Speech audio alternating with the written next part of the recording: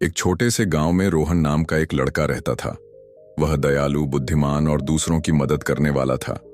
लेकिन उसमें एक बुरी आदत थी। वह मुश्किलों से बचने के लिए झूठ बोलता था।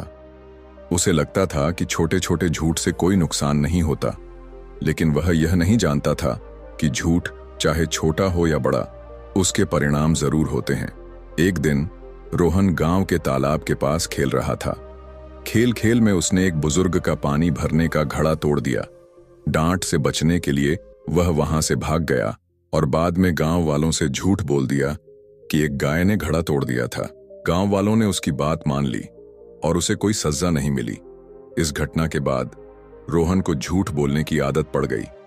अगर उसका गृह कार्य अधूरा रह जाता तो वह शिक्षक पर दोष मढ़ देता। अगर वह घर देर से पहुंचता तो कहता कि वह किसी की मदद कर रहा था।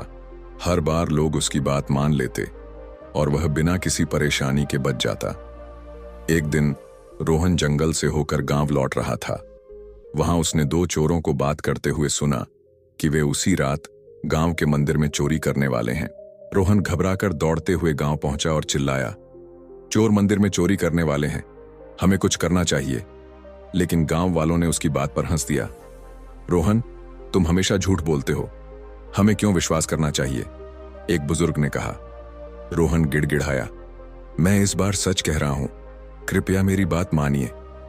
पर किसी ने उसकी बात पर विश्वास नहीं किया। बार बार झूठ बोलने की वजह से उसकी सच्ची बात को भी सभी ने अनसुना कर दिया। उस रात चोरों ने मंदिर में चोरी कर ली और कीमती मूर्तियां और आभूषण लेकर फरार हो गए।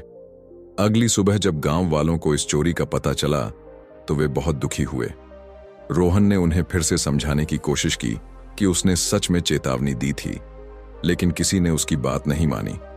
गांव के मुखिया ने कहा, जब तुमने बार बार झूठ बोला तो जब तुमने सच कहा तब भी हम तुम्हारी बात पर भरोसा नहीं कर सके। रोहन को अपनी गलती का एहसास हुआ। उसकी झूठ बोलने की आदत ने पूरे गांव को भारी नुकसान पहुंचा दिया था।